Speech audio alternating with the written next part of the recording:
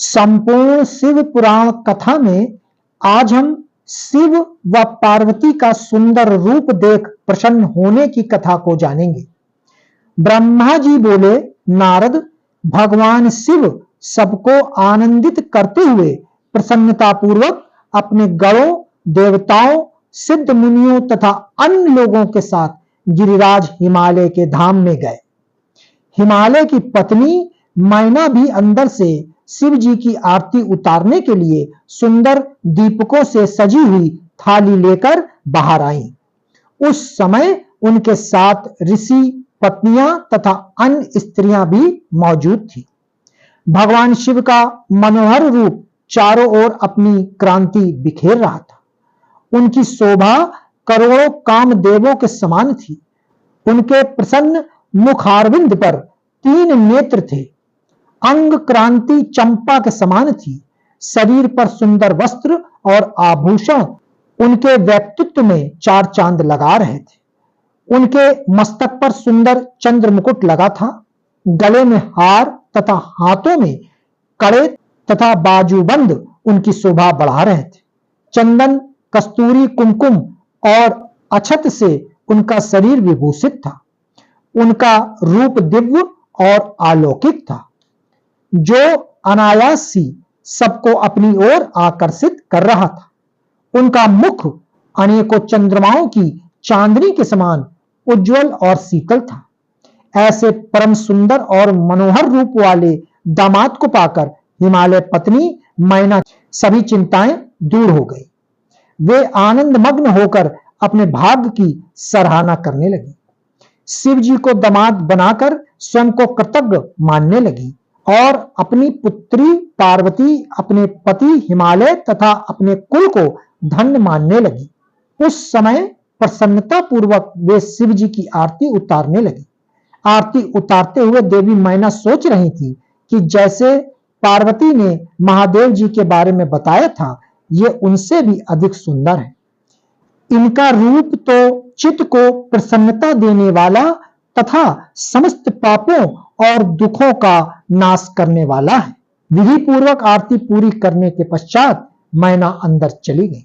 उस समय उस विवाह में पधारी युवतियों ने वर के रूप में पधारे परमेश्वर शिव के सुंदर, कल्याणकारी और मनोहरी रूप की प्रशंसा की। वे आपस में हंसी ठिठोली कर रही थी, साथ ही साथ अपनी सखी पार्वती के भाग्य की भी सराहना कर रही थी कि उसे शिव जी जैसा वर की प्राप्ति हुई है। वे मैना से कहने लगी कि हमने तो इतना सुंदर वर किसी के विवाह में भी नहीं देखा है। पार्वती धन्य है जो उसे ऐसा पति प्राप्त हो रहा है। भगवान शिव के सुंदर मनोहरी रूप के दर्शन करके सब देवताओं सहित ऋषि मुनि बहुत प्रसन्न हुए। गंधर्व भगवान शिव के यश का गान करने लगे तथा अप्सराएं प्रसन्न होकर नृत्य करने लगी। उस समय गिरिराज हिमालय के यहाँ आनंद ही आनंद था। हिमालय ने आनंद पूर्वक मंगलाचार किया और मैना सहित वहां उपस्थित सभी नारियों ने वर का परीक्षण किया तथा घर के भीतर चली गई। तत्पश्चात महादेव जी व उनके साथ बारात में पधारे हुए सभी महान भाव जनवासे में चले गए। तत्पश्चात साक्षात दुर्गा का अवतार देवी पार्वती कुल देवी की पूजा करने के लिए अपने कुल की स्त्रियों सहित अपने अंतःपुर से बाहर आईं। वहां जिसकी दृष्टि भी पार्वती पर पड़ी वह उन्हें देखता ही रह गया। पार्वती की अंग क्रांति नील अंजन के समान थी। उनके लंबे, घने और काले केस सुंदर चोटी में गुथे हुए थे। मस्तक पर कस्तूरी की बेदी के साथ सिंदूरी बिंदी उनके रूप लवण्य को बढ़ा रही थी। उनके गले में अनेक सुंदर रत्नों से जड़े हार शोभा पा रहे थे। सुंदर रत्नों से बने केयूर, वलय और कंकड़ उनकी भुजाओं को विभूषित कर रहे थे।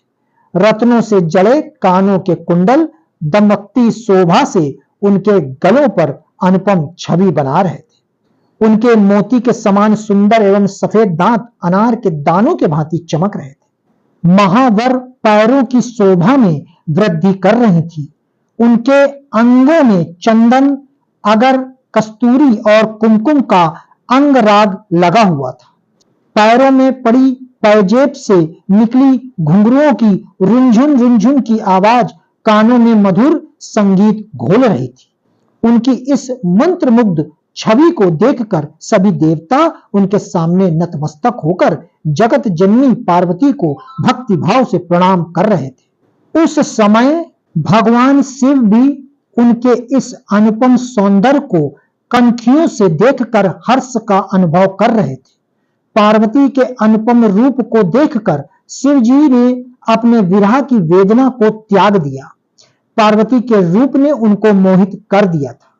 इधर पार्वती ने कुल देवताओं की प्रसन्नता के लिए उनका विधि विधान से पूजन किया।